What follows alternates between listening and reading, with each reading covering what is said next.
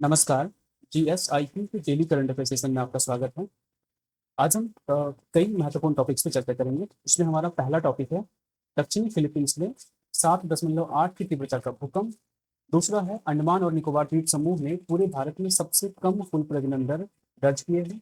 तीसरा है भारतीय नौसेना ने मिग 29 और मिग 29 केयूवी विमानों के लिए स्वदेशी 80 रॉकेट विकसित करने की पहल की। उसके बाद वैश्विक सैन्य खर्च में भारत 5वें स्थान पर, ठीक है, और हथियारों के आयात में दूसरा सबसे बड़ा देश। जल गंगा संवर्धन अभियान जल स्रोतों के संरक्षण और संवर्धन की ओर एक कदम। ठीक है, वन बाय वन सब देखते हैं। पहला है दक्षिण फिलीपींस में 7.8 की तीव्रता का भूकंप। आप इसका नज़ारा देख सकते हैं यहाँ पे। 7.8 मैग्नीट्यूड का ये भूकंप था। उसके बाद एमसीक्यू देखेंगे। दक्षिण फिलीपींस के मिंडानाओ रीजन में, ठीक है, 7.8 की तीव्रता का भूकंप आया। इसका एपी सेंटर मिंडानाओ आइलैंड के सरंगनी प्रोविंस के मासिंग टाउन से 32 किलोमीटर की दूरी पर स्थित था। ठीक है, ये फिलीपींस है और ये इसका मिंडानाओ आइलैंड है। यहीं पे ये भूकंप आया था। इसकी तीव्रता 7.8 थी। ठीक है, भूकंप क्या होता है? तो पृथ्वी की सतह के अचानक कांपने या हिलने की घटना भूकंप कहलाती है। हाइपोसेंटर क्या होता है? पृथ्वी के भीतर वह स्थान जहां भूकंप की शुरुआत होती है। और एपिसेंटर क्या होता है? तो पृथ्वी की सतह पर हाइपोसेंटर के ठीक ऊपर का स्थान एपिसेंटर कहलाता है। इसे ये मान लो अर्थ है, ये अर्थ है, और इस जगह पे अगर भूकंप की शुरुआत हुई तो इसका ठीक ऊपर वाला जो हिस्सा होगा यहाँ पे सतह पे, ये एपिसेंटर कहलाएगा। ठीक है, और ये हाइपोसेंटर कहलाएगा। ठीक है, सिस्मोग्राफ क्या होता है? तो सिस्मोग्राफ एक भौतिक यंत्र होता है जिससे भूकंप की तरंगों को रिकॉर्ड किया जा सकता है। इस तरह से जो भूकंप की तरंग होती है इसको सिस्मोग्राफ से ही रिकॉर्ड किया जाता है। रिएक्टर स्केल क्या होता है? इससे भूकंप की तीव्रता मापी जाती है। इसकी तीव्रता को मापी जाती है। ये एक पैमाना होता है, कोई भौतिक उपकरण नहीं होता है। मर्करी स्केल क्या होता है? इससे भूकंप से हुई तबाही के नुकसान का आकलन किया जाता है। रिएक्टर स्केल और मर्करी स्केल ये दोनों पैमाना है, जबकि सिस्मोग्राफ एक भौतिक उपकरण है। फिलीपींस की अगर हम बात करें तो ये दक्षिण पूर्व एशिया में स्थित एक आर्किपिलागो है। ठीक है, ये दक्षिण पूर्व एशिया में स्थित है एक आर्किपिलागो। आर्किपिलागो क्या होता है? तो द्वीपों का समूह होता है। इसमें लगभग 7,641 द्वीप शामिल हैं। और दुनिया का जो सबसे बड़ा आर्किपिलागो है वो इंडोनेशिया है। ठीक है, इंडोनेशिया आर्किपिलागो में लगभग 17,000 से अधिक द्वीप शामिल हैं। फिलीपींस की बात करें तो Philippines Pacific ring of fire पर स्थित है। ये पैसिफिक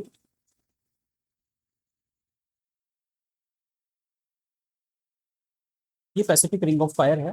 ठीक है, पैसिफिक रिंग ऑफ फायर है। इसमें आपको यहाँ पे फिलीपींस देखने को मिलेगा। ठीक है, इस जगह पे आपको फिलीपींस देखने को मिलेगा। ठीक है, ये पूरा का पूरा पैसिफिक रिंग ऑफ फायर पे ही स्थित है। ठीक है, प्रशांत महासागर के चारों ओर फैला एक विशाल भौगोलिक क्षेत्र है। पैसिफिक रिंग ऑफ फायर क्या है? प्रशांत महासागर के चारों ओर फैला एक विशाल भौगोलिक क्षेत्र है। इसका आकार घोड़े की नाल का है। ये आप देख लीजिए, इसका जो आकार है पैसिफिक रिंग ऑफ फायर का, जो रेड कलर में दिख रहा है, इसका आकार घोड़े के नाल जैसा है। ठीक है, विश्व के 75% से अधिक ज्वालामुखी और लगभग 90% से अधिक भूकंप तो आपको इसी क्षेत्र में यानी पैसिफिक रिंग ऑफ फायर में ही देखने को मिलता है। फिलीपींस की राजधानी मनीला है। यहाँ की जो हाईएस्ट पॉइंट माउंट आपो यानी सर्वोच्च चोटी जो है वो माउंट आपो है। और यहाँ की लॉन्गेस्ट रिवर काग्यान नदी है। ठीक है, फिलीपींस विश्व में तीसरा सबसे बड़ा जियो थर्मल एनर्जी प्रोड्यूसर है।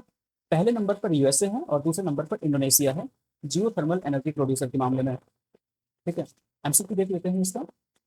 फिलीपींस में बार बार भूकंप आने का प्रमुख कारण क्या है? ऑप्शन ए सहारा मरुस्थल के निकट स्थित होना। ऑप्शन बी हिमालय पर्वत की श्रृंखला पर स्थित होना। ऑप्शन सी प्रशांत महासागर के रिंग ऑफ फायर पर स्थित होना।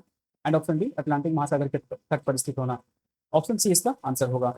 अगला टॉपिक है अंडमान और निकोबार द्वीप समूह ने पूरे भारत में सबसे कम कुल प्रजनन दर दर्ज की है। इन्होंने अभी जो TFR है वहां का टोटल फर्टिलिटी रेट 0.09 दर्ज किया है। ठीक है, उसके बाद एमसीक्यू देखेंगे। ये चर्चा में क्यों है? तो नेशनल फैमिली हेल्थ सर्वे ने इसके नेशनल फैमिली हेल्थ सर्वे 6 के अनुसार अंडमान और निकोबार द्वीप समूह ने भारत में सबसे कम कुल प्रजनन दर 0.09 दर्ज किया है।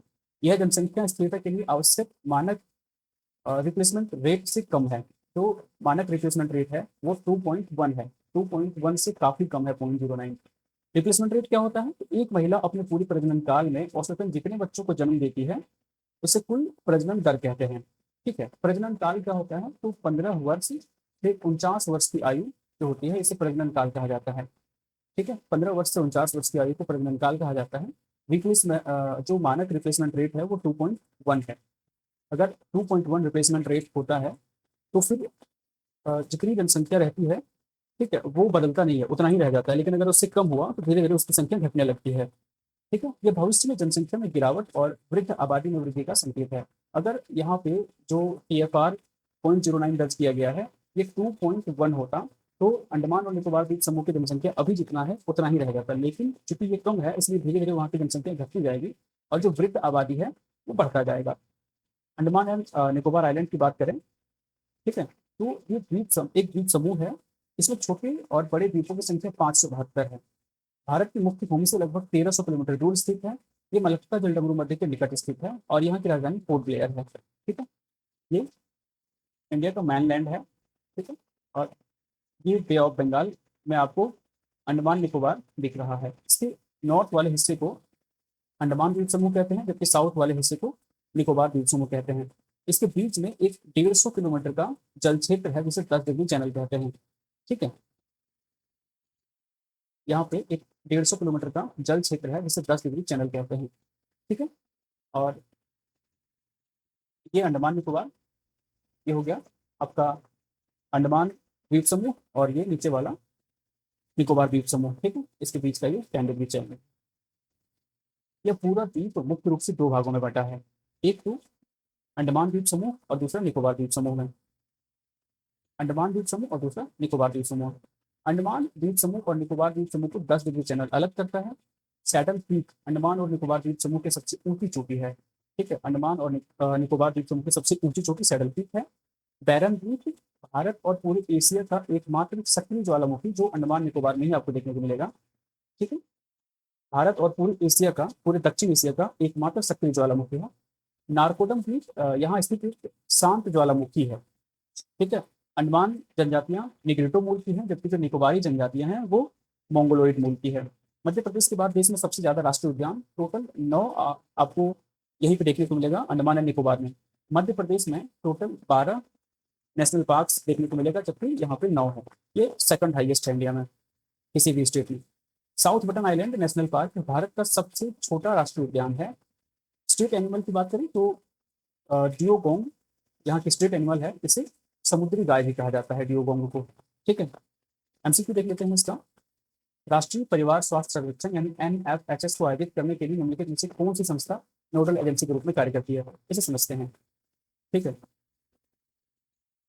National family health survey. ठीक है, इसे इसके जो नोडल एजेंसी है वो है international institute for population science Mumbai, यानी IIPS मुंबई। ठीक है, international institute for population science Mumbai इसका नोडल एजेंसी है, और ये ministry of health and family welfare के अंतर्गत आता है।